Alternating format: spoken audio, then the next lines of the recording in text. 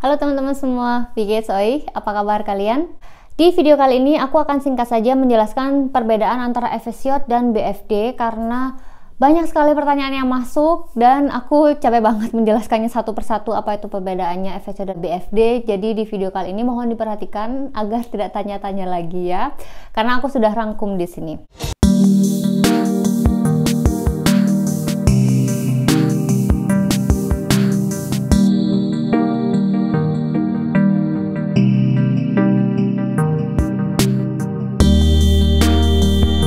Karena aku adalah mungkin salah satu dari efesiot atau BFD yang waktu itu melaksanakan dua program sekaligus. Waktu itu aku efesiot, jadi aku mulai efesiot itu saat umur aku 26 tahun 6 bulan, kemudian 6 bulan berikutnya aku ganti BFD.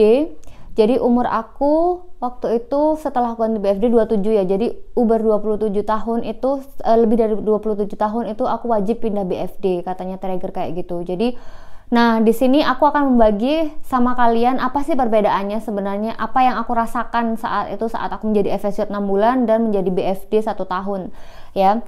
Jadi pertama, BFD sama efesiot itu tidak ada bedanya.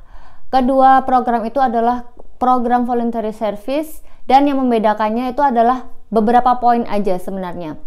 Pertama adalah batasan umur. Batasan umur efesiot itu adalah sampai 27 tahun seperti yang aku jelaskan tadi, dan batasan BFD itu tak terbatas. Di umur 27 tahun sampai umur 99 tahun bisa melaksanakan BFD. Kalau misalnya kalian masih di Indonesia dan umurnya sudah lebih dari 27 tahun, mungkin bisa langsung daftar BFD ya. Yang kedua adalah waktu itu sih, aku nggak tahu kalau sekarang perbedaannya adalah seminarnya efesiot itu waktu itu aku dapat seminar sebanyak 25 kali dalam 1 tahun. Kalau misalnya BFD itu cuma 12 kali dalam 1 tahun.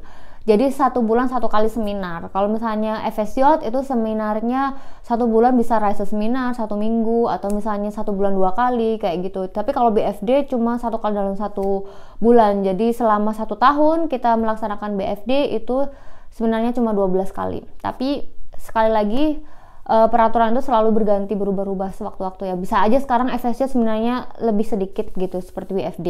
Perbedaan selanjutnya adalah efesiot hanya boleh dilakukan sekali seumur hidup, tapi kalau BFD boleh dilakukan berkali-kali. Jadi dalam kurun waktu 5 tahun ya BFD. Jadi misalnya kalian sekarang BFD 1 kali, terus 5 tahun berikutnya boleh BFD lagi. Karena untuk orang Jerman sendiri BFD itu adalah sebenarnya untuk orang Jerman itu kalau misalnya mereka udah pensiun dan udah masih muda, misalnya pensiun dini ya, terus mau kerja lagi juga udah pensiun, jadi mereka mau kuliah bisa aja program kuliah atau program BFD gitu. Jadi kalau misalnya mereka 5 tahun ke depannya pengen BFD lagi nggak apa-apa gitu. Tapi kalau efesiot cuma 1 kali aja. Taschengeld itu sama, jadi kita dapat paket money-nya juga sama antara BFD sama efesiot. Aku juga dulu sama paket money-nya. Aku dulu dengar-dengar sih waktu itu beberapa tahun yang lalu ya, 3 tahun yang lalu itu BFD gajinya lebih sedikit kan, Taschengeld-nya lebih sedikit, tapi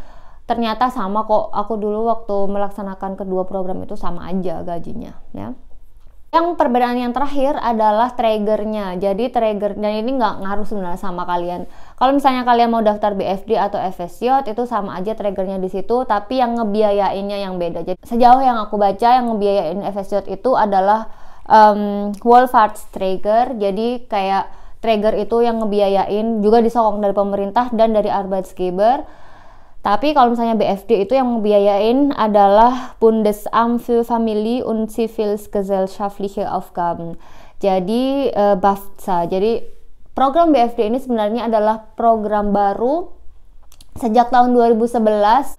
Sejak tahun 2011 itu kan nggak ada military service lagi kan, nggak ada wajib militer di Jerman. Jadi program BFD itu kayak program tambahan gitu. Dan tapi kalau efesiot itu udah ada sejak tahun 1961. Jadi ya udah lama efesiot itu sebenarnya. Waktu itu kan masih ada wajib militer. Jadi kalau orang nggak bisa ke wajib militer, mereka melaksanakan efesiot gitu. Begitu tahun 2011 sudah nggak ada military service, jadi diadakan BFD. Tapi aku juga nggak mikir juga apa hubungannya ya, kan BFD umur 27 sampai 51, umur 27 sampai nggak ada batasan umur, tapi kayak program tambahan aja gitulah intinya. Jadi BFD itu dibayarnya full dari pemerintah, dari government gitu. Jadi seperti itu. Kalau misalnya kalian mau daftar BFD, itu sebenarnya caranya sama persis dengan cara daftar FSYOT. Kalau misalnya kalian mau tahu linknya dari Indonesia, gimana caranya daftar FSYOT atau BFD, aku kasih link yang di bawah ini, silakan dicek dan silakan daftar sendiri sesuai dengan prosedur yang berlaku. Oke, video kali ini akan singkat saja dan semoga memberi pengetahuan yang lebih jelas lagi tentang FSYOT dan BFD. Kalau misalnya ada pertanyaan, silakan tanyakan di kolom komentar. Kalau misalnya aku ada waktu, aku akan jawab.